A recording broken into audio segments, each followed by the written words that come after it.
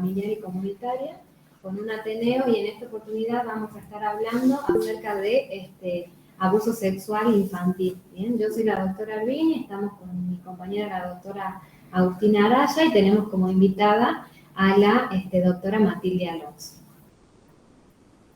Dentro de nuestros objetivos planteados fue fortalecer el rol del equipo de salud frente al abuso sexual infantil en centros asistenciales del primer nivel de atención, repasar todos los protocolos nacionales y provinciales para un abordaje integral de niños, niñas y adolescentes víctimas de abuso sexual e identificar también las instituciones involucradas en la problemática.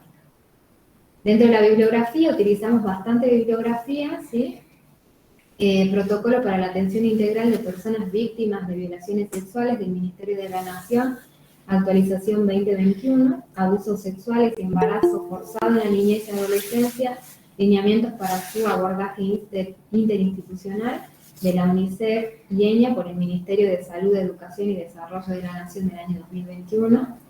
Ministerio de la Salud, Atención de Niños y Adolescentes Menores de 15 años embarazadas, también del Ministerio de la Nación 2021, Ministerio de Justicia y UNICEF, un análisis de datos de programas de víctimas contra violencias 2019-2020, el protocolo provincial de profilaxis para casos de abuso sexual, inclusivos para el equipo de salud del gobierno de la provincia de Salta, abuso sexual infantil del doctor Luis Alberto Estavillo del PRONAP 2019, y también la ruta de acción ante situaciones de abuso de la UNICEF.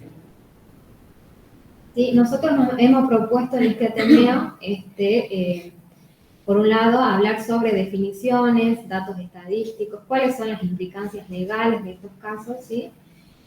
Momentos en que se requiere nuestra intervención. También nos hemos planteado abordar diversos casos clínicos que podían presentarse en diversos escenarios y lugares y teléfonos de relevancia. Como para empezar, hablar un poco de lo que es definición de ASI, ¿sí? Sabemos que el abuso sexual infantil es todo acto de poder y sometimiento que coloque al niño, niña o adolescente en calidad de objeto de gratificación sexual por parte del agresor, ¿sí? Estos actos sexuales van a incluir lo que son manoseos, ¿sí? En las regiones anogenitales, que pueden ser por encima o por debajo de la ropa, grooming, que es el acoso vía virtual, exhibicionismo, pornografía, masturbación y violación, ¿sí? En esos casos es importante aclarar que nos referimos tanto a, por ejemplo, manoseos, ya sea hacia el niño, niña o adolescente, o que ese niño, niña, adolescente haya sido incitado o obligado a manosear al agresor. De la misma manera que el exhibicionismo no es solamente por genitales, sino también el hecho de que niños sean obligados a ver pornografía, a ver relaciones sexuales entre adultos. La masturbación también es que el niño presencie masturbación, que se lo masturbe al niño, niño, adolescente, o que el agresor sea quien reciba la estimulación. No existe consentimiento cuando se impone una conducta por el poder, por el ejercicio del poder, ni tampoco existe consentimiento cuando no se entiende que se está consintiendo. Como vamos a hablar un poquito más adelante, sí, el grupo más vulnerable en la población son niños, niñas y adolescentes, como sabemos, y la mayoría de los casos se produce en el ámbito intrafamiliar. Aquí hemos tomado unos datos estadísticos sobre abuso sexual del Ministerio de Justicia y UNICEF, ¿sí? Contra víctimas de violencia del año 2019 y 2020. ¿Sí? Aquí podemos observar que el total de víctimas que sufrieron violencia familiar y sexual fueron en un promedio de 17.674. De estas, un 63.1% fueron niñas, niños y adolescentes, ¿sí? Los cuales representaban el total de la población de 5.151. ¿Sí? En este gráfico podemos observar el total de niños, niñas y adolescentes de acuerdo al rango etario, ¿sí? Se puede observar que el mayor porcentaje, en un 50.6% de los casos, se da en niños de entre 12 a 17 años, en un 44% mujeres y en un 6,5% niños, ¿sí? El otro porcentaje, que representa el 33.7%, en niños de 6 a 11 años, de los cuales el 25.9% está dado en mujeres y un 7.8% en niños. De 0 a 5 años, que es el porcentaje más bajo, representa el 15.7%. De estos, el 10.3% niñas y el 5.4% varones. Dentro de los hechos de violencia sexual más frecuentes ocurridos, se da generalmente, como habíamos hablado previamente, en el hogar en el 37% de los casos, ¿sí? El 29.4% está representado por redes sociales, el 1.7% en la vía pública, 1.3% en el ámbito educativo, el 0.6% en medios de transporte, 0.4% en comercio, 0.1% en albergue transitorio y otros en un 3.8%.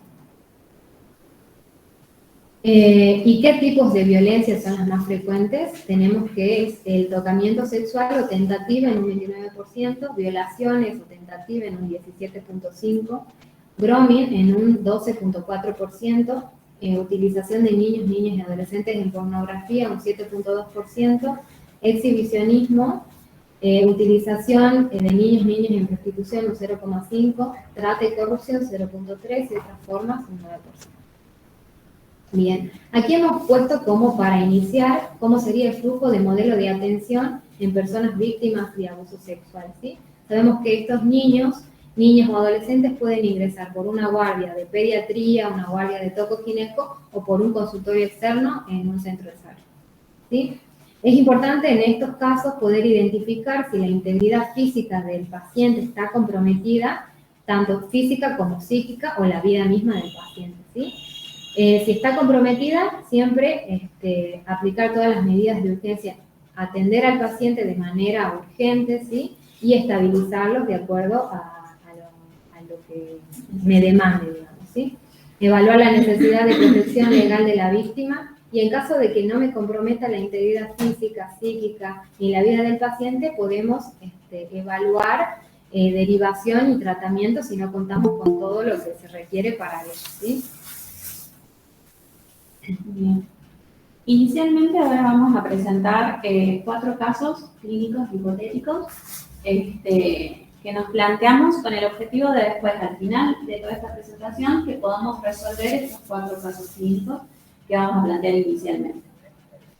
Un primer caso clínico nos planteamos en un momento de guardia en un centro de salud de Salta Capital, en donde se acerca una niña de 6 años traída por la madre, cuyo motivo de consulta es disuria, dolor e irritación en la región vulvar, de tiempo desconocido de evolución. Al examen físico la niña está irritable, con rechazo y llanto, y sí podemos palpar un ganglio lineal izquierdo, vulva, en donde observamos una leve irritación, y presencia de un flujo que es escaso, que es amarillento y que no tiene mal olor. Y observamos también que hay restos de materia fecal en la zona perianal. De este caso nos lleva a preguntarnos, como pregunta disparadora para que empecemos a pensar, ¿es la presencia de flujo, como en el caso de esta niña, suficiente como para ya empezar a pensar en un abuso sexual infantil? Sí. En un segundo caso, nos ubicamos en otro contexto, también de guardia, pero ya en el hospital de segundo nivel de complejidad. Consulta un niño de 4 años que es traído por la abuela, y lo que la abuela nos comenta es que este niño hace 2 semanas llora y se esconde cada vez que llega la hora de ir a la guardería. Y particularmente hoy, en la mañana, en el momento del desayuno, le comparte a la abuela que uno de sus profesores le hace jugar juegos que a él no le gustan, que a veces le toca su pitito y que le hace doler. A un examen físico general y de control de signos vitales se observa todo normal. Entonces, de acá nos empezamos a preguntar, ¿de quién es la responsabilidad en este caso puntual de hacer la denuncia? De la abuela, del tutor,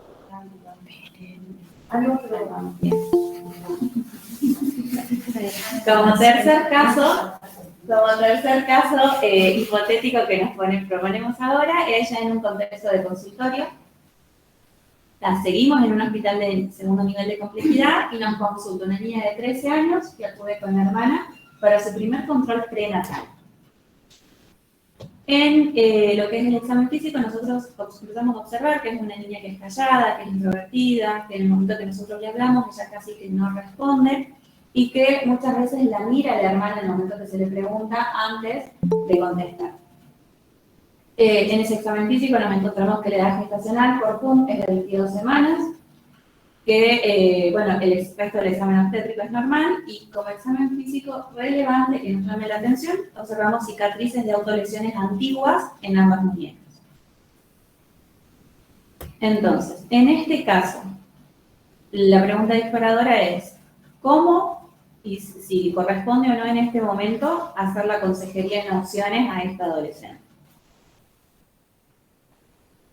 Y como cuarto caso que nos proponemos es, en un contexto de guardia, volviendo a ubicarnos acá en un centro de salud en Salta Capital, en donde llega una niña de 15 años con sus amigas que refiere haber sido violada en la madrugada, esa misma madrugada, por un desconocido al regresar a la casa luego del boliche. Y nosotros al examen físico observamos que la adolescente está angustiada, vemos que la ropa está desgastada, donde está desgarrada, y que observamos que hay un sangrado reciente en la cara interna de ambos mujeres.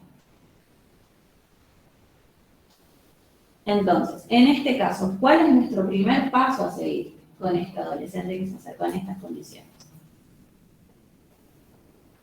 Bien, tomando esos casos como disparadores, como para pensando que son situaciones que se nos pueden llegar a presentar, es que nosotros vamos a presentar ahora todo el contenido teórico para poder fortalecer estas herramientas para abordar el abuso sexual infantil. Bien, ¿qué es lo primero que nosotros tenemos que hacer ante una sospecha de abuso sexual infantil? Siempre tenemos que estar predispuestos a tener una escucha activa de ese paciente y de ese acompañante, y poder evaluar cuáles van a ser las primeras intervenciones que nosotros tenemos que hacer en base a la situación que se nos presenta enfrente. De ahí es importante que nosotros tengamos en claro cuáles van a ser nuestras responsabilidades legales, quién va a ser el responsable de hacer la denuncia, y en el caso que seamos nosotros, cómo es que se debe hacer esa denuncia.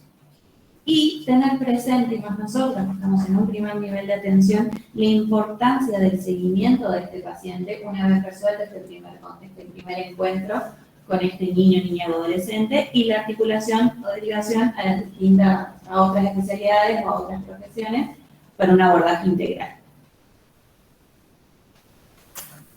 Uno de los protocolos realizados por UNICEF y por el Ministerio de Salud de la Nación lo que propone es ubicarnos como para manera de estructurar todo lo que es el abuso sexual, 3 momentos en cuanto al accionar del equipo de salud. Vamos a tener el primer momento, que es el momento de la revelación, en el cual nosotros empezamos a ver que hay signos o que nos dicen explícitamente que hay una situación de abuso sexual. De ahí pasamos a la notificación, comunicación y o denuncia, dependiendo de las responsabilidades legales que tengamos en ese momento, y la atención integral que nos va a corresponder como equipo de salud. Un concepto muy interesante que proponían en la bibliografía es el concepto del develamiento. ¿Sí? Nosotros tenemos como 2 grandes situaciones. Una en la cual ya venga un adulto o un niño que ya sea consciente que haya sido víctima de un abuso sexual, ya sea cualquiera de sus características, y otro que en el momento que esté en contacto con nosotros, en ese momento el niño o adolescente se dé cuenta que fue víctima de abuso sexual. De ahí la importancia que nosotros, a la hora de hacer la anamnesis, a la hora de recolectar los datos, podamos hacerlo de una manera empática, de una manera cuidadosa, respetando los momentos y los tiempos. Nosotros que trabajamos en primer nivel de atención, muchas veces tenemos actividades por fuera de los hospitales, actividades extramuros, ya sea haciendo talleres, acercándonos a la comunidad, en visitas domiciliarias, y eso lleva también a que la educación sexual integral que nosotros como médicos de familia podemos impartir va mucho más allá del contexto solo de consultorio. Y a medida que se ha empezado a aplicar esta ley de educación sexual infantil, lo que se ha podido ver es que los niños empiezan a ser conscientes y empiezan a tener este develamiento y que muchas veces el momento de revelación de un abuso sexual y el momento en el cual nos comparten no es en nuestro medio tradicional o nuestra zona de confort dentro del consultorio, sino que quizás es en otro espacio. Entonces, es importante que nosotros tengamos presentes que, si bien lo vamos a desglosar un poco más adelante, una vez que nosotros tomamos conocimiento de que está sucediendo un abuso sexual, independientemente del momento en el cual se dé este develamiento o que nos llegue esa información, es algo a lo cual nosotros tenemos que activar todo un sistema de protección para ese niño o adolescente. Dentro de una de las situaciones quizás más complejas es cuando el niño todavía no es consciente, ya sea por la edad o por otras características de que ha sido víctima de abuso sexual. Entonces es importante que nosotros estemos atentos a indicadores, que son distintas situaciones, signos, síntomas, que a nosotros como profesionales de salud nos van a empezar a orientar a que podamos estar ante una situación de ASI. Tenemos indicadores que son específicos, es decir, indicadores que se relacionan directamente con hechos de abuso sexual infantil, y tenemos indicadores que son inespecíficos. Es decir, que si bien podría llegar a estar relacionado a un abuso sexual, también podría no estarlo y podría ser consecuencia de alguna otra situación que se esté atravesando. En cuanto a los específicos, los más, digamos, vamos a tener en cuenta lo que son lesiones y o sangrados a nivel anal, vaginal, cicatrices, inflamaciones, embarazos, cultivos positivos para Neisseria gonorrhoeae o serología positiva para sífilis, para VIH, siempre habiendo descartado lo que es transmisión vertical previamente, que haya otras infecciones de transmisión sexual, incluyendo lo que es clamidia, tricomoniasis, herpes genital, hepatitis, HPV, y la presencia de semen o de espermatozoides en distintas localizaciones del cuerpo de ese niño y adolescente. Ya indicadores más inespecíficos van a ser trastornos psicosomáticos, dolores abdominales recurrentes, dolores de cabeza sin causa orgánica, que haya infecciones urinarias reiteradas, flujo vaginal, enuresis secundaria, encopresis y trastorno de la conducta alimentaria. Tenemos también indicadores de salud mental, que van a ser síntomas que nos hagan sospechar de una reacción en este estrés postraumático, que haya una sobreadaptación de ese niño, es decir, que existen como distintas actitudes o reacciones que llevan a que el niño pueda adaptarse a esa situación de abuso, más que todo orientado por ahí a abusos crónicos que pueden llegar a recibir esos niños, o conductas autoagresivas, autolesiones que puedan infligirse a ese niño o adolescente. Y después tenemos como un claro indicador el embarazo producto de un abuso sexual.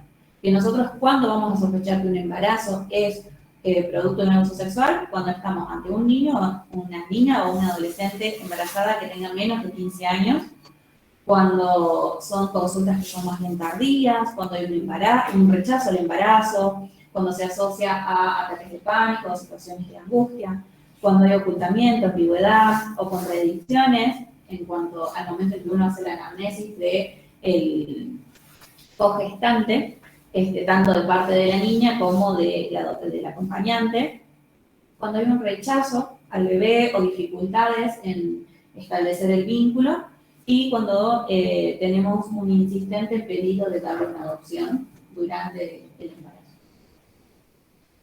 Bien, bueno, para seguir un poco es importante tener en cuenta este concepto, ¿no?, que es mencionado siempre, que es la revictimización.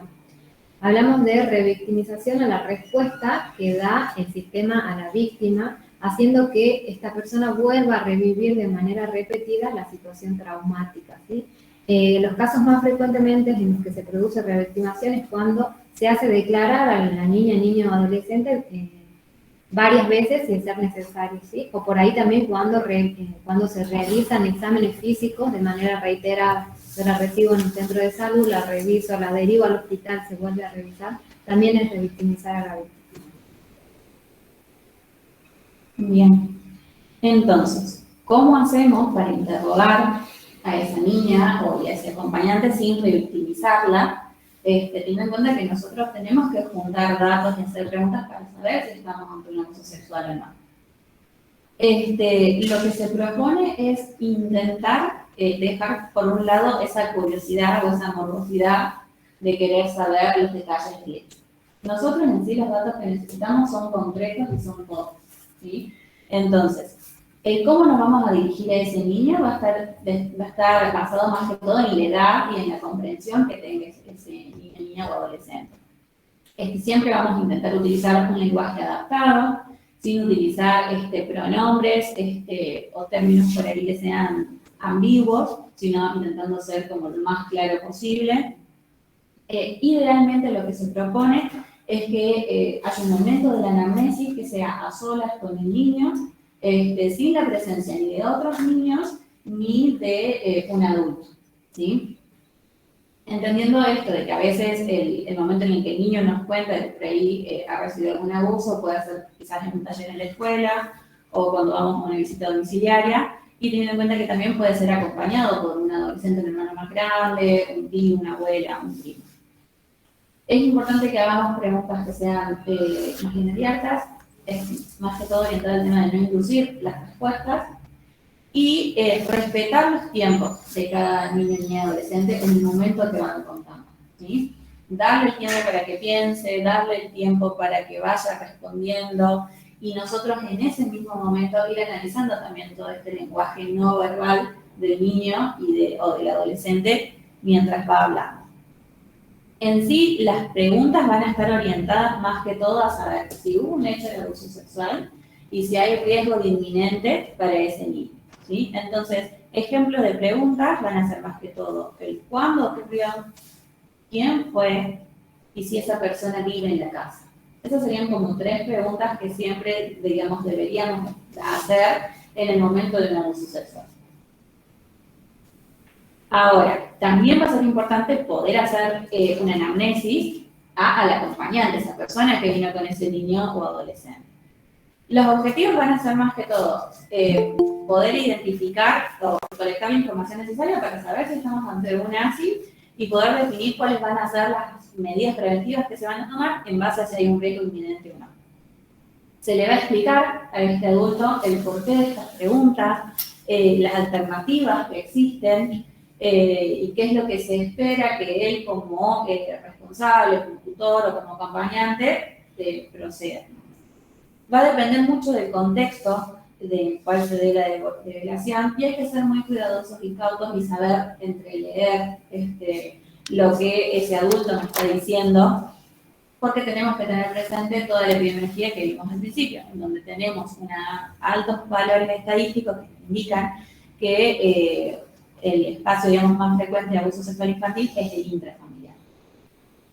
Y siempre tratar de tener una actitud empática para ese adulto, ¿sí? Entendiendo también su punto de vista, entendiendo que quizás esa persona que cometió la agresión sea alguien muy querido por ese adulto, o que represente que sea una persona importante a nivel afectivo, a nivel económico, a nivel vincular. Entonces, no empezar como desde este momento a decirle qué hacer o cómo debe sentirse, sino intentar ser empático, pero siempre priorizando la integridad de ese niño, niña o adolescente. Las preguntas entonces, más que todo, van a estar orientadas a qué pasó, cuándo ocurrió, dónde, quién lo hizo. Es importante preguntar el cuándo ocurrió, porque eso nos va a determinar cuáles van a ser todas esas cascadas de acciones que vamos a tener que hacer para proteger a este niño y adolescente. Determinar si fue un evento reciente o fue un evento pasado. En sí, para nosotros, nuestro punto de corte a la hora del accionar médico van a ser las 72 horas, ¿sí? Para saber si empezar con medicaciones o intervenciones específicas. Cuando nosotros hablamos de riesgo inminente, este riesgo inminente va a ser más que todo un riesgo inminente a que haya peligro de vida, pero por otro lado también a que haya un riesgo inminente de que se vuelva a repetir una agresión o que se lleve a cabo una agresión física o más comprometedora que todavía no se dio. Entonces vamos a tener en cuenta la gravedad, los daños y el impacto. Y todo eso va a depender del tipo de abuso, de la presencia de adultos con capacidad de escuchar y de proteger ese niño, niña o adolescente, de la respuesta de los adultos no abusadores del entorno familiar y de las reacciones de la persona que abusa. Nos pareció muy importante en este caso nombrar dos leyes que en su momento que por ahí la habíamos sentido nombrar, pero no sabíamos, no terminábamos de conocerlas del todo. Una es la ley Piazza, que salió en el 2011, que fue la primera ley en donde lo que modificó a nivel del Código Penal fue los plazos a partir de los cuales empieza a prescribir el abuso sexual. Y antes prescribía desde el momento del hecho. Con la ley Plaza, que salió en el 2011, empezaba a correr el tiempo, digamos, en el cual se contaba a partir de la mayoría de edad. Y en el 2015, y lo que rige hasta el día de hoy, es la ley 27.206, que es del respeto a los tiempos de la víctima, en la cual se computan los plazos a partir del momento en el cual se hace la denuncia. Y esto es importante porque nosotros, que también vemos adultos, nos pasa que en el interrogatorio sale que la situación de ASI fue quizás hace 20 años, hace 30 años, ¿sí? Entonces está bueno que nosotros podamos tener conocimiento de esto para que podamos hacer un asesoramiento legal y explicarle a la víctima que si lo deseara, ¿sí? Porque en este caso ya sería adulta, si lo deseara, sí puede hacer la denuncia contra su agresor. Bien, como paso siguiente es notificar y comunicar la denuncia, ¿sí? Las niñas, niños y adolescentes tienen derecho a ser escuchados y su relato de una situación de abuso siempre nos obliga a activar mecanismos para proteger la integridad de este niño, ¿sí? La Ley Nacional 26.071/05, artículo 30, que habla del deber de comunicar, ¿sí? En ella hace referencia a que todos los miembros de los establecimientos educativos, de salud y todo agente funcionario público que tome conocimiento de esta situación, o sea, de que se está vulnerando el derecho del niño, niña o adolescente, se debe comunicar dicha circunstancia ante una autoridad administrativa de protección de derechos en el ámbito local, bajo el apercibimiento de incurrir en responsabilidad por dicha omisión. ¿Sí? Con respecto a la denuncia, ¿quién debe hacer la denuncia? ¿Cuándo debemos presentar la denuncia? ¿Dónde? ¿Y cómo hacer la denuncia? Bien, vamos a ir hablando un poco de cada paso, ¿sí? ¿Quién debe hacer la denuncia? Toda persona que se desempeñe en un centro asistencial, social, educativo y de salud que tome conocimiento de este caso de abuso, ¿sí? Tanto en el ámbito público como en el ámbito privado. Que es considerado un delito de instancia pública, ¿sí? ¿Cuándo debemos hacer la denuncia? Si no hay riesgo inminente, se puede consensuar con la víctima, ¿sí? Se debe ofrecer siempre un asesoramiento, acompañamiento del equipo y derivación de manera oportuna, ¿sí? No es necesario hacerla de manera inmediata, ¿sí? Podemos en estos casos plantear primero hacer un tratamiento y después, de acuerdo a lo consensuado con la víctima, realizar la denuncia. Y también tener presente como el preparar a la víctima, a ese niño o adolescente, para todo lo que implica hacer una denuncia y abrir todo ese paso legal, porque implica que puede ser que la vuelvan a revisar médicos legistas, que sea necesario que tenga que declarar, que tenga que hablar frente a desconocidos, ¿sí? Sobre esta situación que vivió. Entonces, sí, como dijo mi compañera, si el riesgo no es inminente, no hay riesgo de que se vuelva a repetir, no hay riesgo de vida, está bueno que de manera interdisciplinaria podamos acompañar a ese niño y prepararle y darle las herramientas para poder enfrentar todo ese proceso legal que implica esta denuncia. Bien, prepararlo psicológicamente, ¿sí? ¿Dónde podemos realizar la denuncia? En la comisaría más cercana, ¿sí? En una fiscalía penal de turno, en la UBIF, que es la Oficina de Violencia Familiar, que está ubicada en Ciudad Judicial, el Ministerio de Público Fiscal, que es la Oficina de Orientación y Denuncia, Unidad de Delito contra la Integridad Sexual, y también podemos llamar al 911 a la Policía de España, ¿sí? ¿Cómo hacer la denuncia? Siempre la denuncia debe estar escrita en un papel que es condicionante, ¿sí?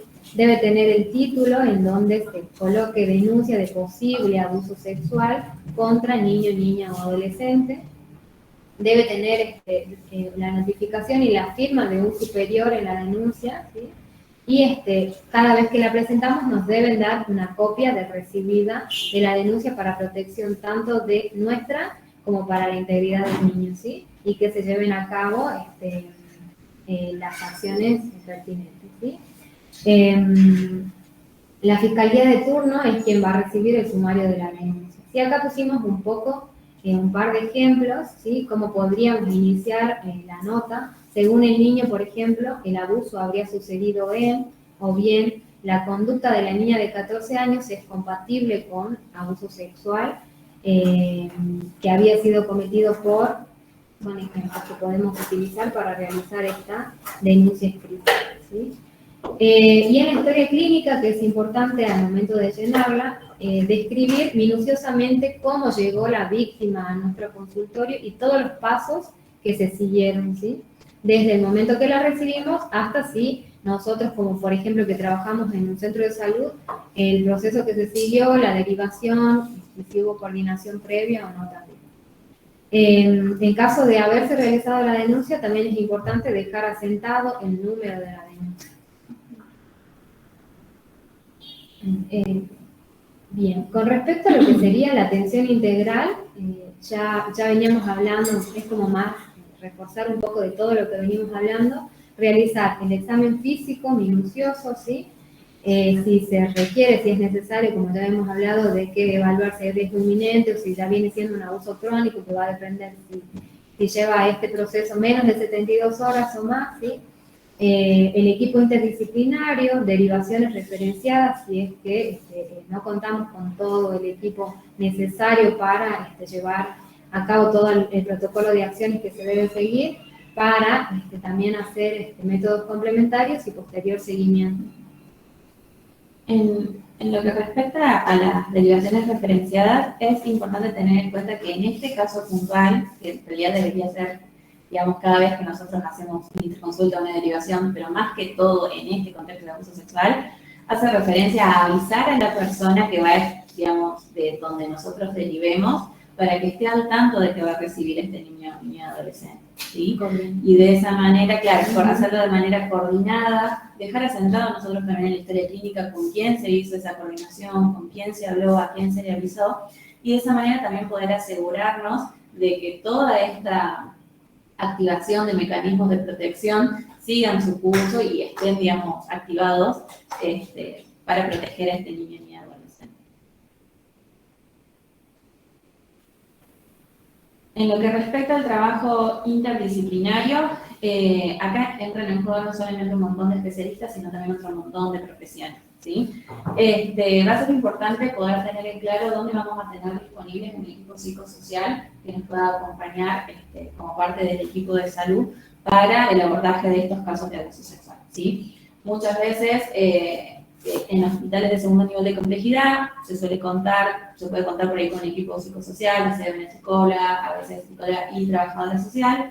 En los centros de salud por ahí es un poco más infrecuente, pero sí tener presente a dónde, digamos, sería como nuestro paso a seguir, en el cual tengamos un equipo psicosocial. Es decir, si yo estoy en un centro de salud en el cual no tengo ni psicólogo ni trabajador social, saber si, por ejemplo, mi nodo, mi centro de salud nodo al cual yo, digamos, tengo que hacer la primera derivación, cuenta con ese equipo y cómo trabaja y poder ya tener, digamos, como una red establecida para estos casos puntuales.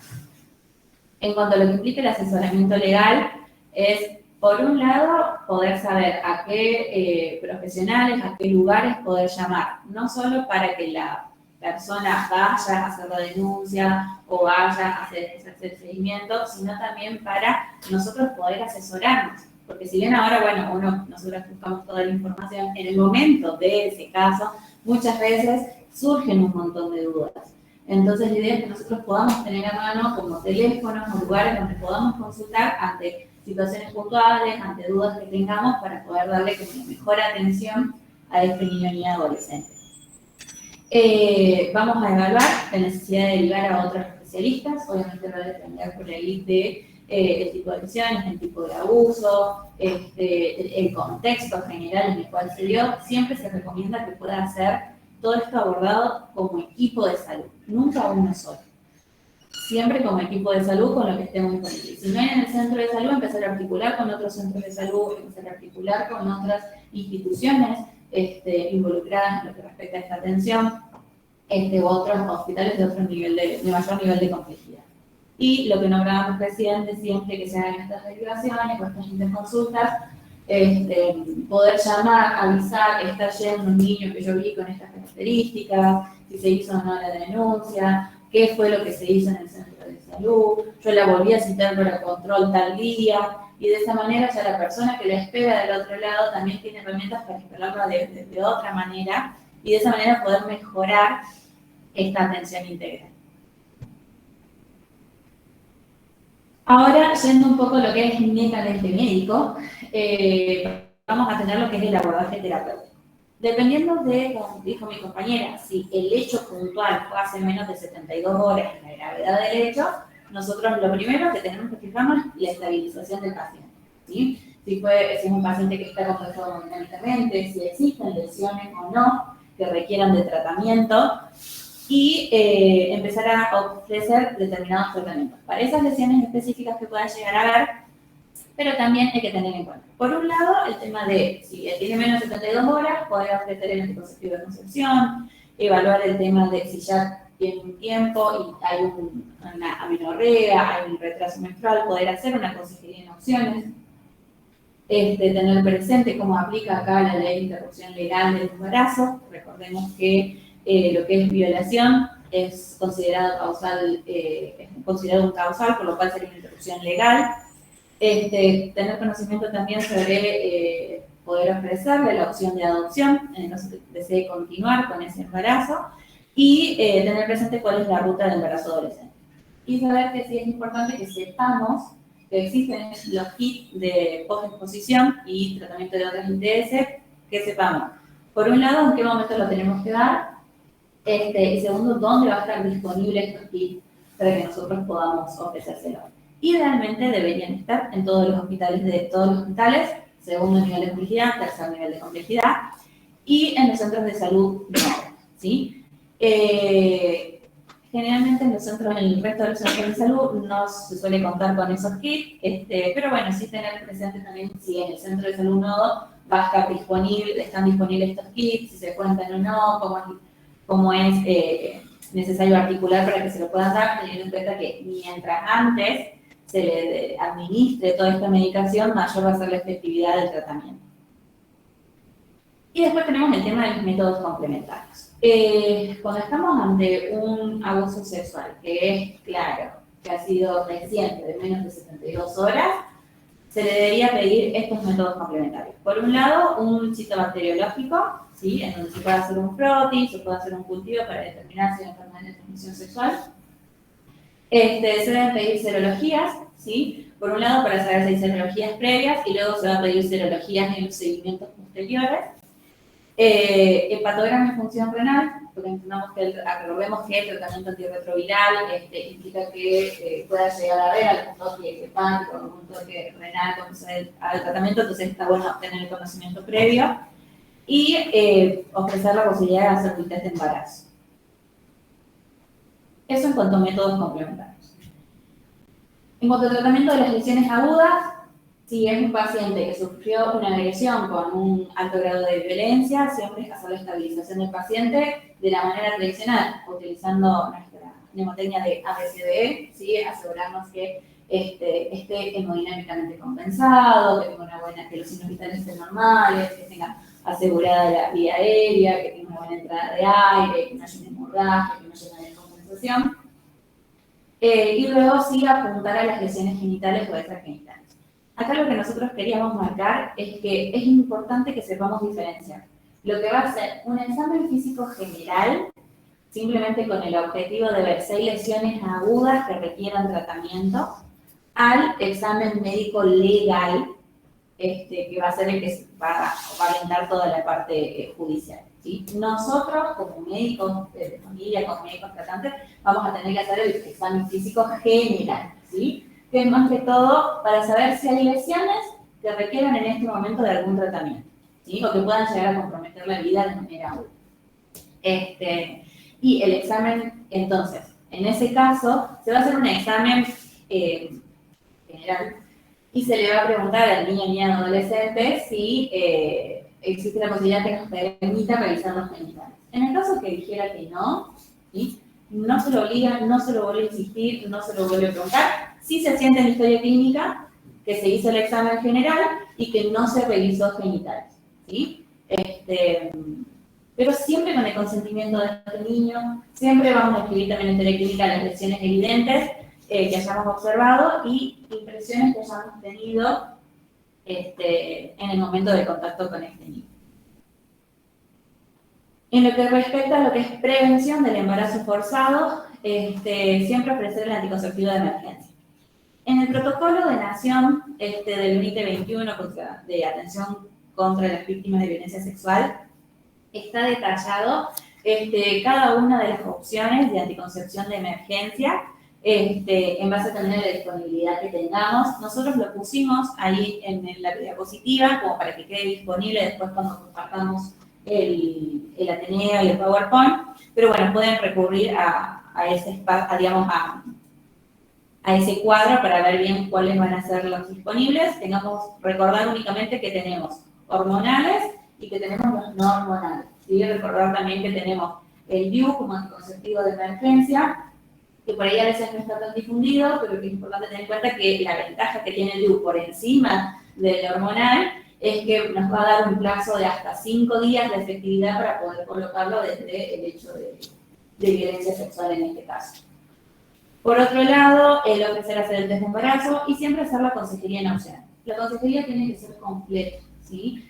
Nosotros estamos hablando ahora puntualmente de niños y adolescentes, ¿sí? Y ya en nuestra formación hemos visto todas las complicaciones y la implicancia biológica que tiene el embarazo adolescente, más allá del evento puntual que ahora nos reúne, que es el abuso sexual. Sabemos que es un embarazo complicado, ¿sí? Biológicamente hablando. Entonces, es importante que nosotros podamos brindar la información completa, de explicarle que en el caso que desee continuar con el embarazo, es importantísimo poder hacer todos los controles que pueden llegar a realizar situaciones que compliquen el embarazo o no, pero que vamos a estar preparados para eso, y que en el caso que no desee continuar con el embarazo, hacer la consejería en cuanto a las opciones que nosotros tenemos para la interrupción. Siempre en este caso, indistintamente de la edad gestacional, la red que nosotros tenemos articulada es a través de la línea de salud sexual, que es el 0800 que colocamos ahí, 0800 222 3444.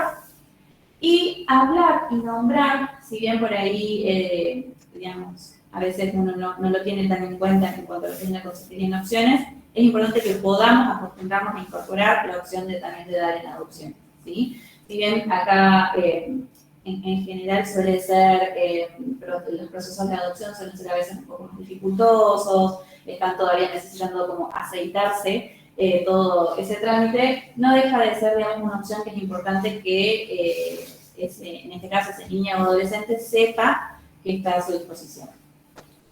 Y importantísimo, aparte de las instituciones protectoras, digamos, a nivel judicial, también notificar a los programas, por un lado del programa de salud sexual y reproductiva y a la supervisión de salud adolescente, ¿sí? Que ambos pertenecen a la dirección de materna infancia y que ellos nos van a permitir, ellos en realidad se van a encargar más que todo de poder asegurar que se garantice el derecho de ese adolescente en esta situación de abuso.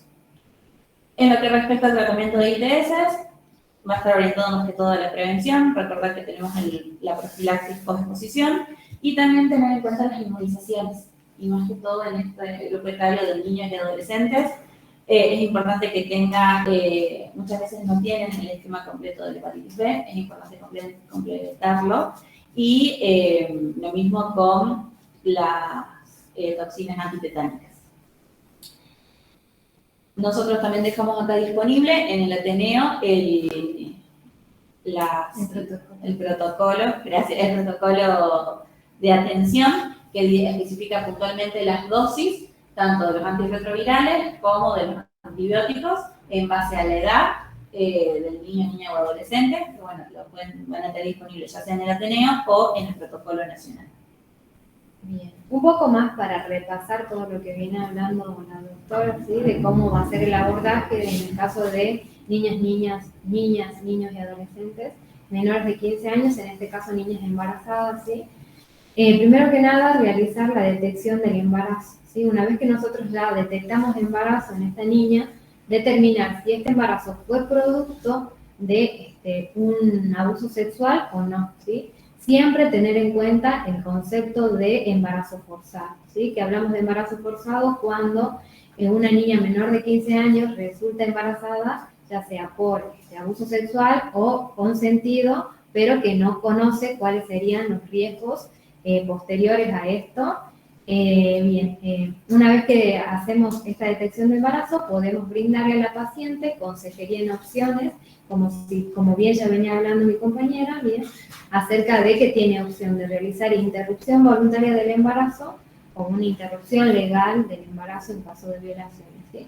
Y si ella desea continuar el embarazo, también hablarle acerca de que existen las opciones de adopción o bien crianza si lo requiere la misma, ¿sí? Seguir brindando en el caso de que se haya llevado a cabo un evento posobstétrico, importante la consejería en anticoncepción, ¿sí? Como veníamos hablando sobre principalmente métodos de larga duración como es el implante subdérmico o como es el DIU, que son métodos de elección. Y también el seguimiento integral, ya sea si la mujer decidió continuar con el embarazo, hacer un abordaje interdisciplinario, continuar con el embarazo, o si decidió finalizarlo también, hacer un seguimiento integral. Nosotros, como por ejemplo, es que tenemos la posibilidad de, con agentes sanitarios, contactar a la paciente, también poder hacer un seguimiento de manera más cercana, y en caso de que la paciente no acuda, bueno, ya citarla por estos medios, ¿sí? Bien, otro gran ítem que tenemos en caso de abuso sexual, de violaciones claras, es el tema de la toma de muestra. El protocolo nacional contra la, digamos, de atención integral a las víctimas de violencia sexual detalla, en el último apartado, detalla específicamente bien cómo tiene que ser esta toma de muestra, cuáles son los instrumentos que se tienen que utilizar, cómo se tiene que recordar, incluso hay un formulario al final en el anexo sobre el tema de la cadena de custodia, ¿sí? Nosotros, en nuestro primer contacto, lo que vamos a hacer, si sabemos que es un hecho reciente, es primero informar a ese niño o adolescente de para qué serviría el tema de la toma de muestra. Informar de que en el caso, digamos, que una vez que ya comience el curso legal de la denuncia y empiece la investigación, van a servir como pruebas contundentes en el curso de ese proceso legal. ¿Quién tiene el responsable de tomar esa muestra? Va a depender de la competencia de cada provincia. ¿Sí? Eso, por lo menos en el protocolo, se propone, digamos, cómo se debería actuar, pero se deja claro que eso cada provincia debería establecer quién es el responsable de la toma y de la conservación de esa muestra. Siempre se va a dejar registrado en la historia clínica todo, si se realizó toma o no se realizó toma, quién la realizó.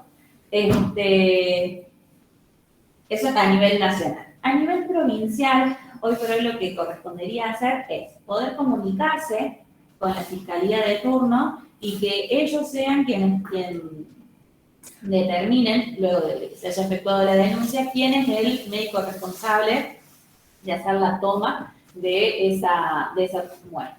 Acá en Capital vamos a tener disponibles médicos forenses, médicos legistas, que desconozco si serán guardias o no, pero bueno, se organizarán para poder hacer la toma de esa muestra, pero quizás en el interior, en hospitales de segundo nivel de complejidad, capaz que no está disponible esto, entonces sí va a ser necesario el poder llamar a la fiscalía para ver si vamos a hacer nosotros y cómo corresponde hacer esa muestra y esa conservación, o si es necesario esperar para la toma de esa muestra. Bien. Y aquí dejamos números que nos parecieron importantes que tengamos a disposición respecto a el tema de lo que es abuso sexual. Por un lado tenemos la Defensoría General de la Provincia, que va a ser más que todo para asesoramiento y conocimiento de lo que son las medidas de protección. Ese es el número de teléfono, atienden de 8 a 20 horas. Tenemos la asistencia integral a víctimas de violencia familiar, que pertenece a la Secretaría de Derechos Humanos y Justicia. Ahí también se encuentra el número de teléfono y un número de celular. Tenemos la Oficina de Violencia Familiar, que es la OVIF, que es una oficina que depende de la Corte Suprema de la provincia, que se encuentra en Ciudad Judicial. Ahí está disponible el número de teléfono, los días y los horarios de atención. Y aparte tenemos números de teléfono, ¿sí? Líneas gratuitas. Es importante que tengamos claridad para qué es cada una de las líneas. Tenemos por un lado la 144, que es para la contención de información y asesoramiento de las víctimas de violencia de género, ¿sí? Es una línea que es nacional, que está disponible las 24 horas, ¿sí? Y que está más orientada a víctimas de violencia de género. Después tenemos la 137, también una línea nacional, que está orientada a lo que es la atención y el acompañamiento de las víctimas de violencia familiar y sexual. Tenemos la línea 102, que es una línea que la promocionaron también ahora en contexto de pandemia, que está orientada a la escucha, a la orientación, promoción y protección de los derechos, específicamente de niños, niñas y adolescentes. ¿Sí? O sea, está orientada específicamente para este grupo etario, y es una línea provincial, ¿sí? Que se conecta, digamos, a operadores que van a responder a cada provincia. La idea es que el niño que esté en situación de vulnerabilidad, y que, bueno, que justo en el contexto de pandemia no se podía circular, no se podía sacar a estos lugares, tenga un número de teléfono al cual pueda llamar, pueda comunicarse y pueda saber, bueno, a dónde puedo ir, qué puedo hacer, quién me puede ayudar. Está orientado más que todo para eso. Y siempre disponible el 911, y la policía de Salta, más que todo para cuando tenemos emergencias, que impliquen situaciones porque tenemos compromiso de vida, y necesitamos atención en un hospital de mayor nivel de complejidad, o para hacer las denuncias. Bien. Pusimos un poco también de cuáles serían los criterios de derivación a un centro de mayor complejidad en casos de sospecha de ASI, ¿sí? En caso, vamos a derivar cuando no dispongamos de los recursos para realizar una atención integral de esos pacientes, en caso de que se requiera estudios complementarios, y también de que el niño, niña o adolescente cumpla con criterios de internación, ¿sí? ¿Cuáles serían estos criterios de internación? Que tenga una causa clínica o quirúrgica, ¿sí? Que necesite una intervención urgente, o que se busque resguardar a este niño, niña o adolescente al no contar con un adulto responsable, hasta poder evaluar cuáles van a ser la estrategia para su seguimiento. Bien, aquí pusimos un poco de cuáles serían la resolución de todos estos casos que vinimos presentando desde el principio, de acuerdo a las preguntas que nos planteamos, ¿sí? En el primer caso que habíamos hablado de la niña que consulta un centro de salud por el disurio, irritación vulvar de tiempo desconocido, nos habíamos preguntado si la presencia de flujo era un síntoma específico que podría hacernos sospechar de ASI con la sola presencia del mismo. Es que, como repaso, hemos dicho que es un síntoma inespecífico. Solo por el hecho de haber flujo no podemos pensar que estamos ante un caso de ASI, ¿sí? Siempre teniendo en cuenta otros datos, ¿sí? En estos casos vamos a hacer atención inmediata, anamnesis del niño y la madre, si hay signos sugestivos de ASI además del flujo vaginal. Vamos a registrar en la historia clínica todo lo que se llevó a cabo, todo lo que se realizó, derivación para el estudio del flujo, ¿sí? A un centro de mayor complejidad que podríamos derivar en este caso al HPMI, explicar a la madre cuáles van a ser estas medidas a seguir, denunciar, aguardar, y también realizar un seguimiento médico y articular con todo lo que sería el sistema de APS en caso de que estuvieran disponibles. ¿sí? Ver en la historia clínica cuál es el domicilio de la paciente y si hay alguien algún conocido que pueda hacer un seguimiento más cercano de esta paciente. Recordemos que lo que habíamos dicho es que el flujo en sí no es un síntoma inespecífico, pero si nosotros en ese flujo aislamos presencia de espermatozoides, aislamos presencias de determinadas bacterias, hongos, bacterias o parásitos que sean de transmisión sexual, sí ya se transforma en un signo específico de abuso sexual. Entonces, de ahí la importancia de lo que comentaba mi compañera, de poder hacer el estudio de ese flujo, poder hacer un exudado para ver agente causal o si se ve algunas células que llamen la atención. Tiene que ver también con la cantidad, las características, visibles, color. Sí, es como súper analizado también en el contexto. Fotografiado viene el flujo, pero ahora también si hay otros signos que, digamos, que en el relato por ahí sean incongruentes de lo que nos dice el niño o lo que nos dice ese cuidador que lo trae, si hay algo en el comportamiento o en la conducta que también nos llame la atención. Y si vamos a hacer la declaración en este caso, también de manera referenciada.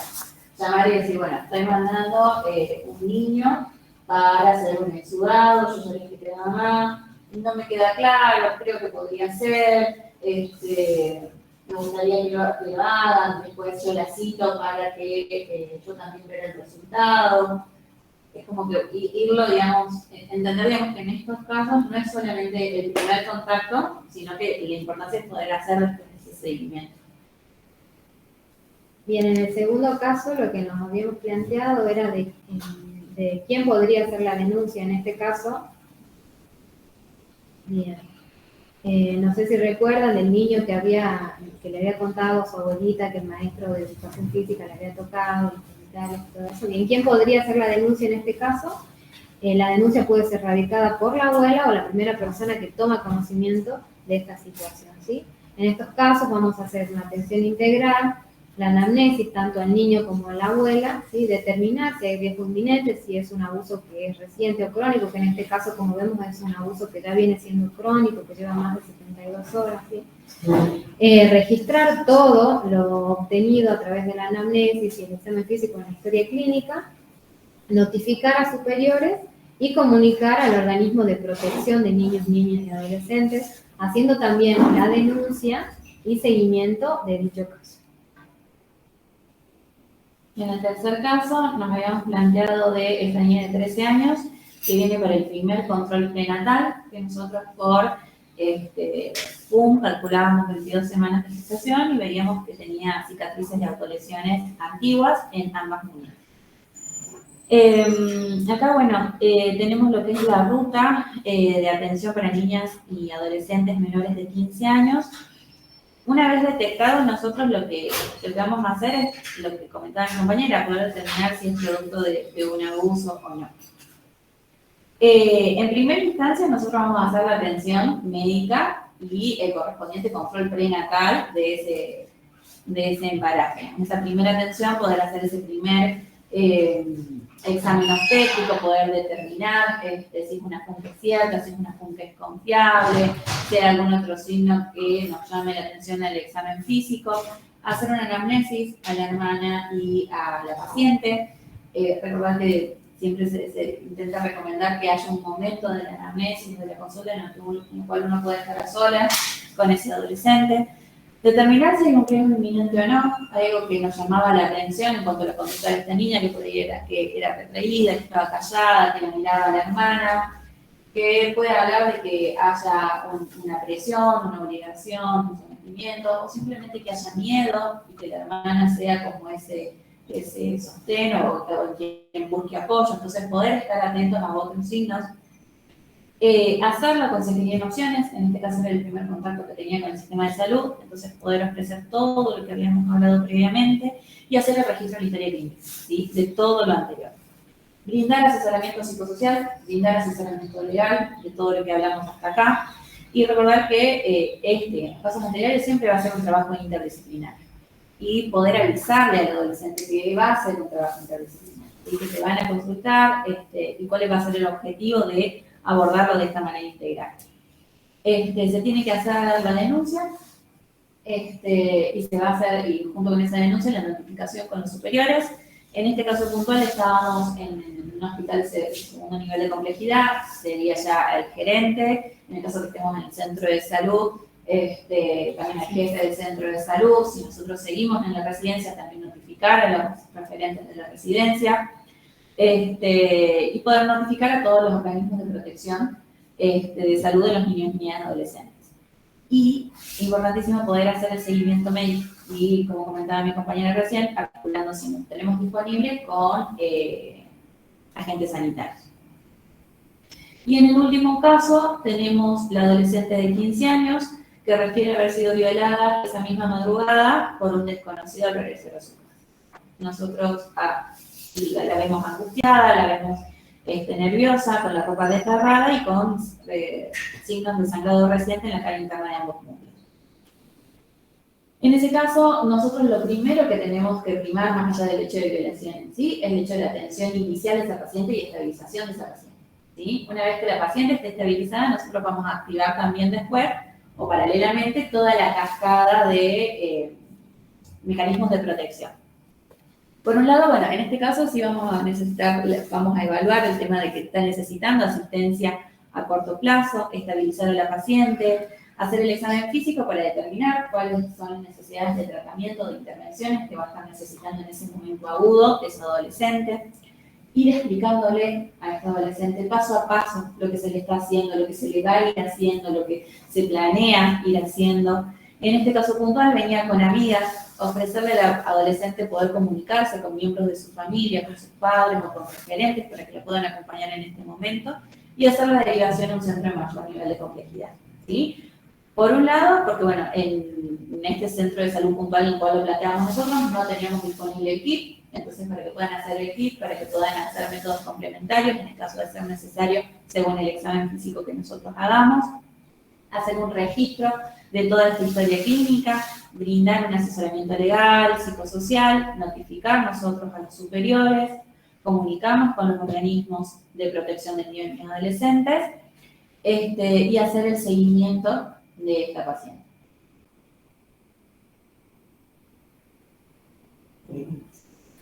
Les agradecemos que hayan presenciado, que se hayan conectado. Este es un material que nosotros vamos a dejar disponible para que puedan volver a consultarlo, para que puedan practicarlo, para que puedan compartirlo, sacar información.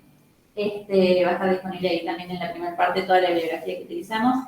Y ahora nos gustaría poder dejar abierto el espacio, primero para que Matilde nos pueda dar sus aportes, sus opiniones sobre cómo se ha ido trabajando este tema, y después, si hay dudas puntuales sobre el tema de las personas que están conectadas o de las personas que están acá presentes, también abrimos el espacio. Excelente. Muy bien, excelente.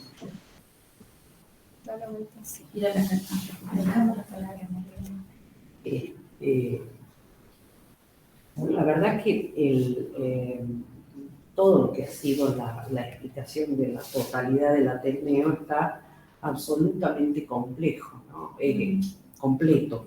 En una problemática tan compleja como es el abuso sexual infantil, en donde las intervenciones son, como ustedes plantean, de equipos interdisciplinarios con un desarrollo de un trabajo interinstitucional donde van a intervenir desde salud, desde organismos de protección, desde el sistema de administración de justicia. Sabemos que de los malos tratos a niños, niñas y adolescentes, una de las peores formas es el abuso sexual, o también mejor llamado violencias sexuales. Esas violencias sexuales nos deja claro que no solo puede intervenir el sistema salud cuando estamos en presencia de una emergencia, ¿no? Estos casos donde se requiere atención inmediata, sino la importancia que tiene el trabajar con las otras instituciones porque el abuso sexual no solo es la constatación de una situación de abuso, abuso sexual con acceso carnal, sino también todos los aspectos de protección del niño, de la niña y del adolescente, la posibilidad de entender que una intervención desde cualquier espacio, en este caso de salud, tiene que priorizar la atención de salud, pero también evitar que los abusos sigan sucediendo, y por eso es importante que a veces sea, en el caso que ustedes planteaban, sea la abuela la que realice la denuncia, sean ustedes en contacto con el órgano administrativo de protección de derechos, porque hay que trabajar sobre prevención de posibles abusos posteriores, para que, digamos, trabajar para que cesen los hechos de abuso, y también evitar que la situación genere más revictimización, como pueden ser amenazas por haber hablado, digamos, toda una serie de cuestiones que se pueden abrir después, ¿no? Entonces, lo que uno observa es que el sistema salud ha salido de sus límites originarios para trabajar todos estos otros intersticios institucionales que tienen que ver con esto, ¿no? Con el sistema de administración de justicia, con el Poder Judicial, hablar a la Fiscalía, con los órganos de protección. Y fundamentalmente una tarea esencial que yo rescato es que cuando desde salud se trabaja, la historia clínica refleje todo lo que se ha desarrollado, porque a veces esa va a ser la prueba esencial para trabajar desde el sistema de justicia, desde la investigación. A veces los relatos de niños no se pueden obtener después, pero tal vez en la historia clínica se dejó constancia de la niña en ese momento dijo, y se entrecomillan expresiones, con quién vino, qué dijo la persona que vino con ella, ¿no? Entonces, todo esto ayuda a una mejor investigación de los hechos de abuso a la infancia, ¿no? Entonces, me parece que esto es lo más interesante del Ateneo, ¿no? Que el sistema de salud no está restringido exclusivamente a desarrollar protocolos, sino también a interactuar con otras instituciones. Eso me pareció fundamental. Matilde, yo tenía una pregunta cuando íbamos haciendo el Ateneo con mi compañera. Yo creo que por ahí lo que más incertidumbre me genera, o incluso cuando iba preguntando a referentes o otros especialistas, es el momento en que nosotros hacemos la denuncia y que está la posibilidad que nos citen a juzgado para hacer alguna declaración o cosas. ¿Qué es lo que se pide, digamos, desde el profesional? Porque como hay un desconocimiento, creo que por lo menos a mí también genera como un miedo de decir, bueno, me van a llamar, pero no sé si me van a poner en tela de juicio a mí, qué es lo que me van a preguntar, qué es lo que se espera. Claro. Yo creo que el gran respaldo, el gran reaseguro que tiene el sistema de salud está en la historia clínica. Porque la historia clínica es un instrumento público en el momento en que ustedes dejan registros, deja el médico, el obstetra, el ginecólogo, el psicólogo, el trabajador social. Todo lo que es el registro en la historia clínica es el gran reaseguro que tiene.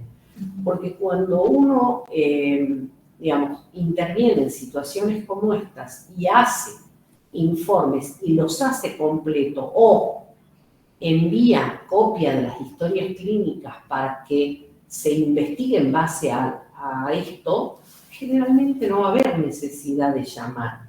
Porque si está todo absolutamente claro de la historia clínica, nos pasa muchas veces. O O sea, por ejemplo, en el HPMI, cuando hacen o ponen en conocimiento una situación de abuso, llevan las copias de todas las intervenciones, que son fotocopias de las historias clínicas. Entonces, eso tienen, digamos, lo que dijo la psicóloga, lo que dijo la trabajadora social, lo que intervino el sistema, digamos, médicos que han intervenido. Entonces, digamos, con eso la prueba es suficiente. Recordando que además de eso, cuando hablamos de niños, niñas y adolescentes, la declaración informativa, testimonial de la niña, niño o adolescente es una prueba fundamental, ¿no? Recuerden que eso, por esa razón, porque es tan importante la declaración de los chicos y de las chicas, se ha realizado una serie de protecciones a esa declaración testimonial. A los chicos y a las chicas solamente se les toma la declaración en el circuito cerrado de televisión, que es el sistema que tenemos en todas las provincias para investigar este tipo de delitos. Entonces, teniendo una declaración en circuito cerrado de televisión, más todos los elementos que se pudieron proporcionar de las intervenciones de salud, digamos, uno tiene como que se complete una investigación. Lo que ocurre es que hay veces en que desde el sistema de salud se ha recolectado muchos elementos, y luego cuando llegan a la declaración testimonial, porque son muy chiquitos, o porque están en una etapa de retracción, o porque lo que fuere, y no se puede lograr un testimonio, a veces la prueba con la que cuentan es los asientos de los registros de historia clínica. Entonces, si hay una situación, digamos, para el médico va a estar más orientado o a ampliar, quizás algo que no se explicó tanto en la historia clínica, o algo que quedó confuso, y más que todo eso. Es eso, porque si ha quedado todo absolutamente claro en la historia, poco hay para preguntar, ¿no? Porque recuerden, la historia clínica es un instrumento válido del cual uno se puede tomar. Pero lo que ocurría, creo que ya ocurre cada vez menos, es que eran asientos que estaban como, a veces ponen siglas, a veces ponen abreviaturas, a veces ponen, no sé qué sé yo, los CIE, el DSM, y bueno, esto es inteligible para el sistema de administración de justicia, ¿no? Entonces, está bueno esto de dejar escrito incluso el entrecomillado, ¿no? A veces esos entrecomillados han sido muy importantes porque después no se pudieron rescatar en la toma de declaración de los chicos. Una pregunta, ¿en las guardias están manejando historia clínica? Por ejemplo, el materno con el Salta Salud, pero... No, tiene otro sistema. Pero queda informatizado. No es como, por ejemplo, en la Merced, en la guardia, solamente tenía No, pero la Merced ya tiene Salta Salud. Y en el caso, porque no todos, durante mucho tiempo, antes de la informatización, en las guardias, digamos, solamente se llevaba el registro de la planilla de asistencia, la C4 que se llama, ¿no? Se ponía un diagnóstico, pero bueno, ahora en algunos hospitales del interior quedó ese sistema, que no hay nadie de estadística que saque la historia clínica a papel para que ahí se asiente. Esto sucedió, por ejemplo, en el caso de Villa, del jugador de Boca, que no hay en ningún lado constatado, se constató que esa chica fue a la guardia, pero no quedó el registro de cuál fue, de qué es lo que dio la médica, qué pedidos de análisis se hizo, cuál es la intervención. En esos casos, ¿qué sería lo mejor hacer que no tienen acceso ahí mismo al teléfono? Yo estoy convencida que lo mejor que puede suceder, por eso yo le llamo a la historia clínica el reaseguro de los profesionales, ¿no? Porque las personas que están trabajando, es muy raro y a veces imposible, que recuerden después de un año a quién atendieron en la guardia el 7 de julio del 2022. ¿No? Entonces uno va y no me acuerdo, no me acuerdo. Ahora, cuando uno lleva un registro o la institución lleva un registro y se asientan algunos elementos de intervención, uno tiene eso como un sustento para que el día de mañana, sí, me acuerdo que era una persona que vino, se le practicó tal cosa, dijo tal cosa, digamos, ¿no? Se observó tal otra, se hicieron tales intervenciones, se hizo derivación, expresó que denunciaría, qué sé yo, no sé. Entonces, yo creo que, sobre todo por la imposibilidad que tenemos de recordar, ¿no? Nos pasa, o sea, a quienes atienden mucha cantidad de gente, en guardia se atiende mucha cantidad de gente, es muy difícil acordarse todo, ¿no? Entonces, ¿qué es lo que hay que establecer? Bien, sistemas que registren intervención, ¿no? Porque de lo contrario nos vamos a ver porque no me acuerdo, no sé, tal vez, y esto nos va a dejar como en una situación de desmanejo de nuestra propia práctica, ¿no? Como que no estaríamos manejando nuestra propia práctica adecuadamente, ¿no?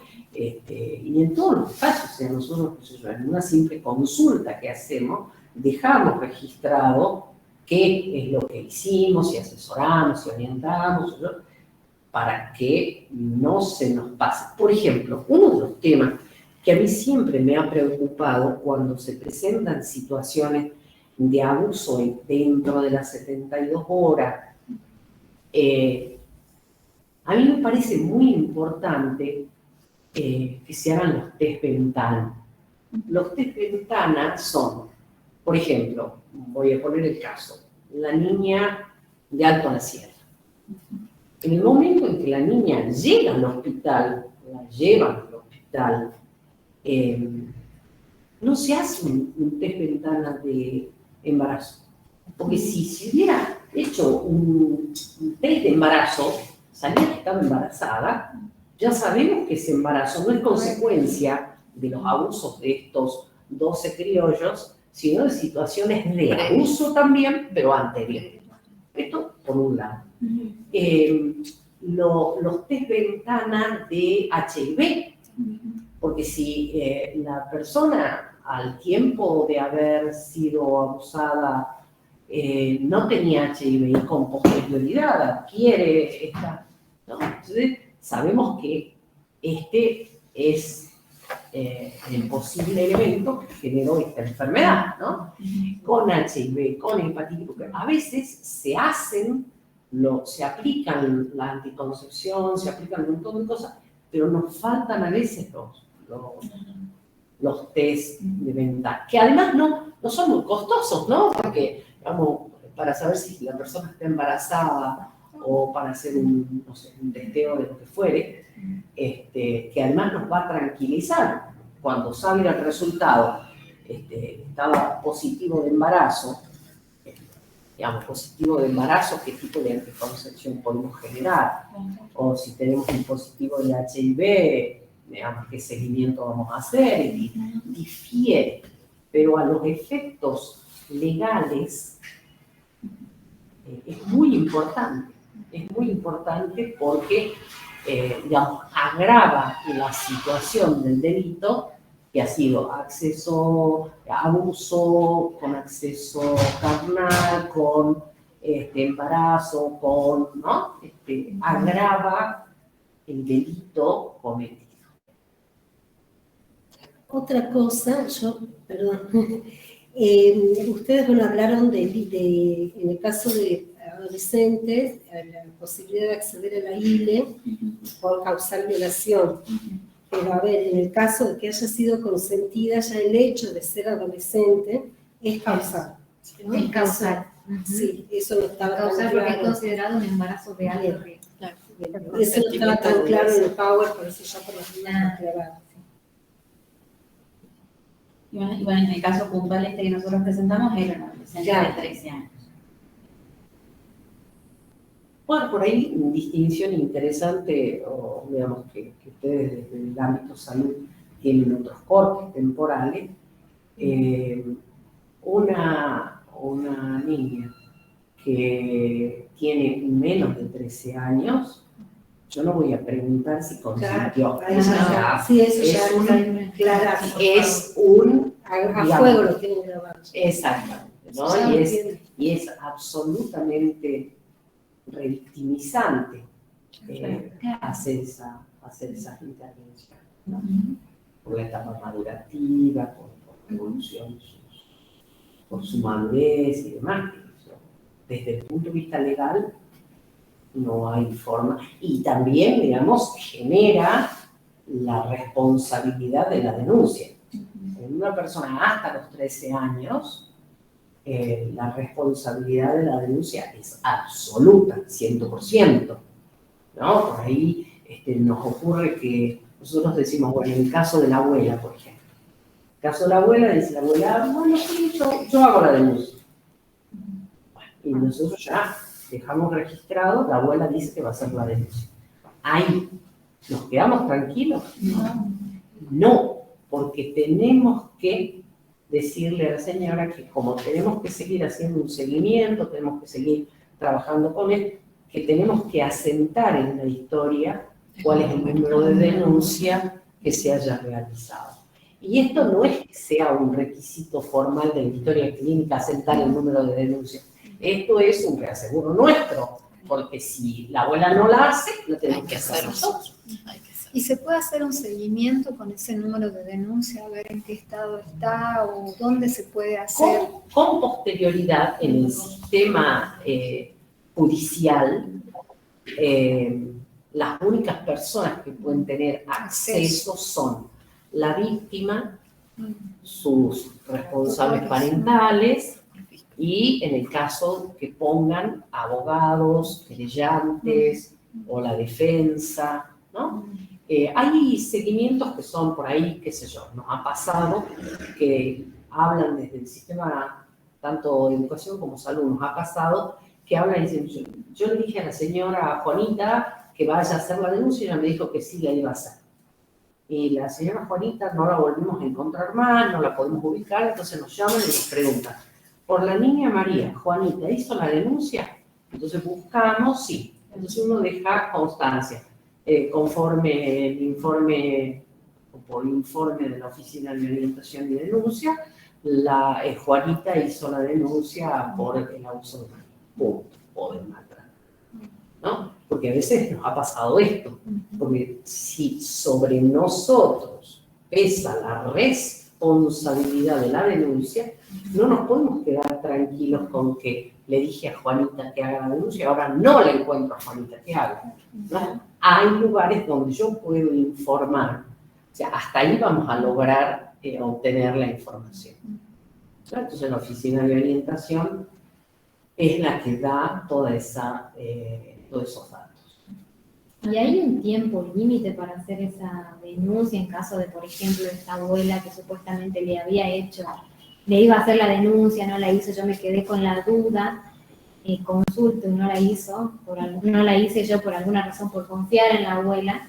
¿Hay algún tiempo para que yo pueda llamar y hacer la denuncia?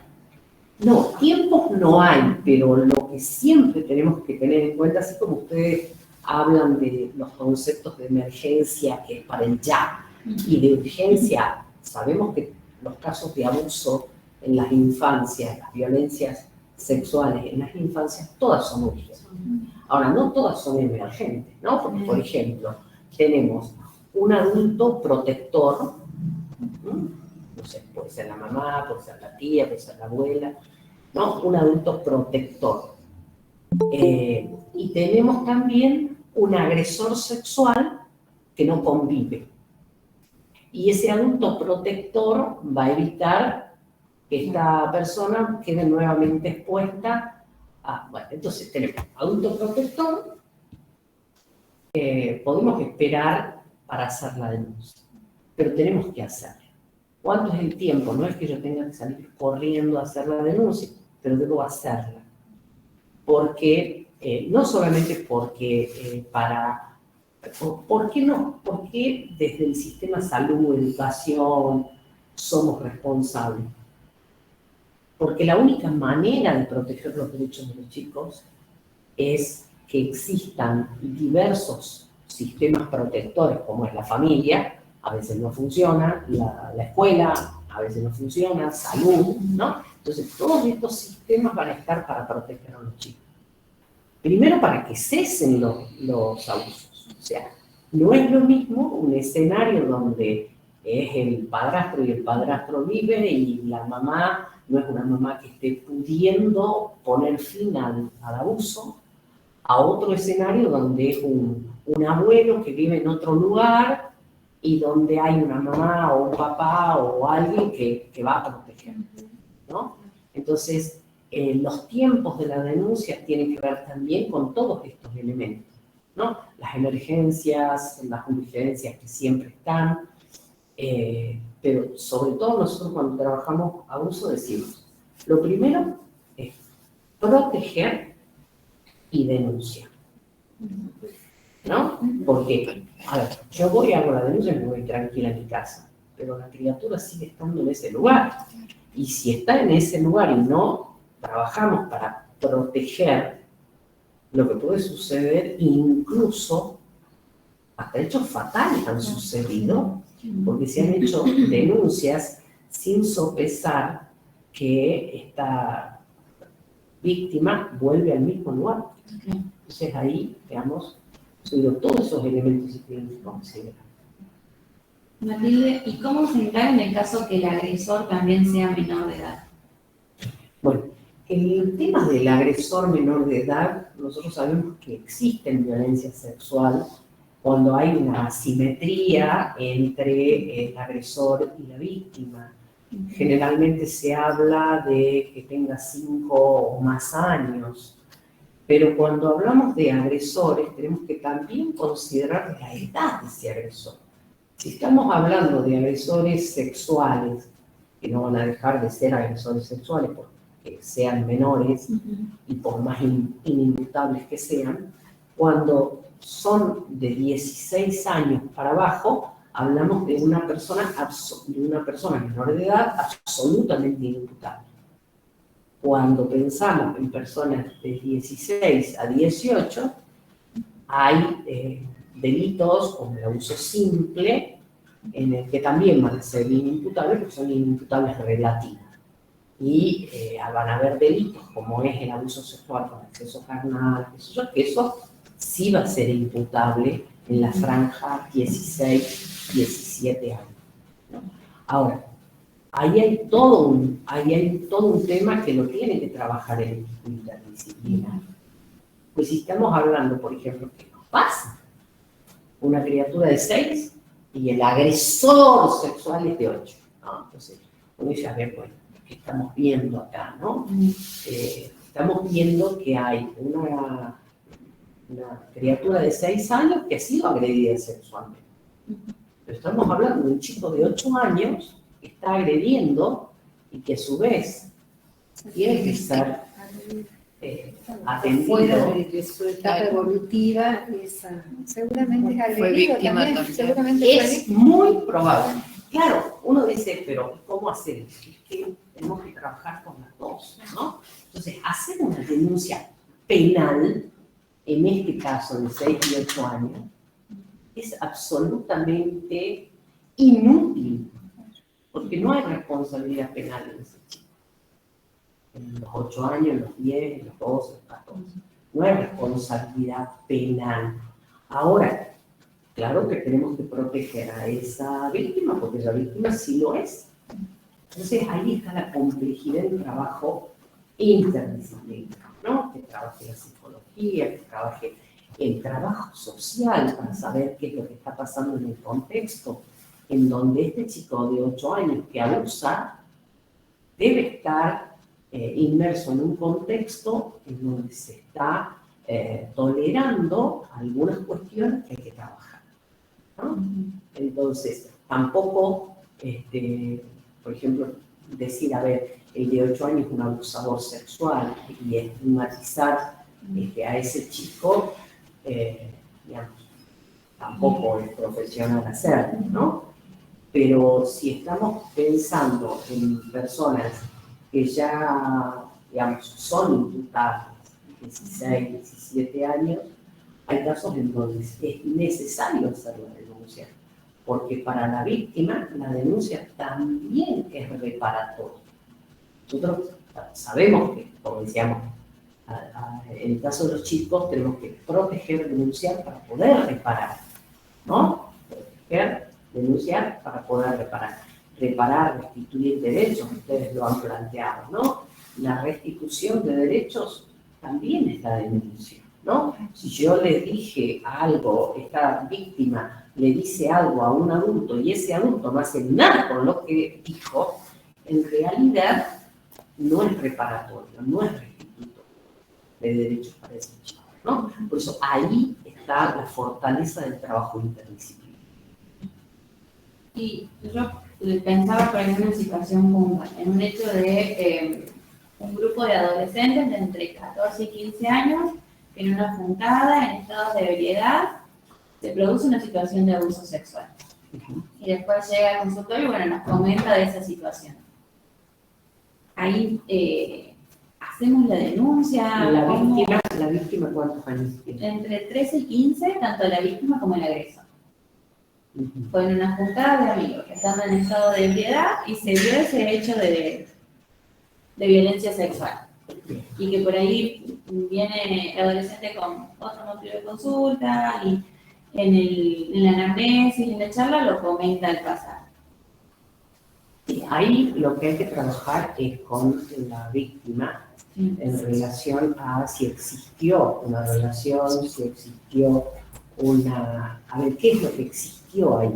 Pues si me decís que estaban en estado de ebriedad, ahí no hay consentimiento posible. Y si fue con violencia física, no hay consentimiento posible. Entonces, con esa persona, ¿no? En algunos casos es necesaria la denuncia penal, a pesar de la inimputabilidad. Las personas menores de edad no imputables no significa que no se vaya a hacer nada, esa es otra de las cuestiones.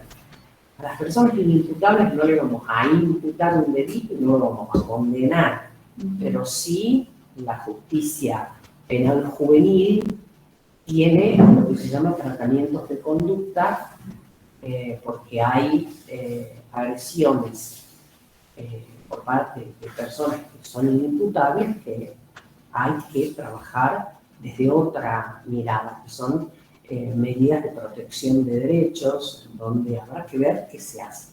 Y a veces es la justicia penal juvenil la que tiene que intervenir en esto, ¿no? Entonces, siempre atender en primer término a la víctima.